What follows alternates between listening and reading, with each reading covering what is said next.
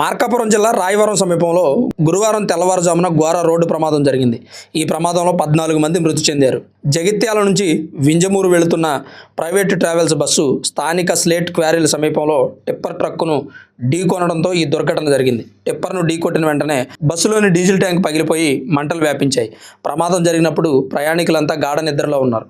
ప్రమాద తీవ్రతకు బస్సు తలుపులు జామ్ అవడంతో ఆ వాహనం మంటల గోళంలా మారిపోయింది. లోపల ఉన్న వారంతా అందులో చిక్కుకుపోయారు. సహాయం కోసం ఎంతగా ఆర్తనాదాలు చేసినప్పటికీ తప్పించుకునే లోపే 10 మంది సజీవ దహనం అయ్యారు. ప్రమాదానికి కారణం బస్సు అతివేగమైనని అనుమానిస్తున్నారు. క్వారీ ప్రాంతం సమీపంలో డ్రైవర్ పదునైన మలుపును సరిగ్గా తిప్పలేక ఎదురుగా వస్తున్న టిప్పర్ను నేరుగా ఢీకొట్టాడని ప్రత్యక్ష సాక్షులు తెలిపారు.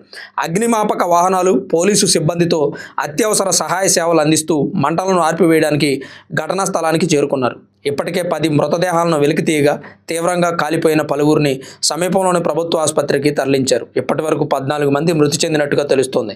ఘటనా స్థలానికి హోంమంత్రి అనిత చేరుకున్నారు. గాయపడిన వారికి మెరుగైన వైద్యం అందించాలని మంత్రి నారా లోకేష్ తెలిపారు. ముఖ్యమంత్రి చంద్రబాబు నాయుడు ఈ ఘటనపై దిగ్భ్రాంతి వ్యక్తం చేశారు.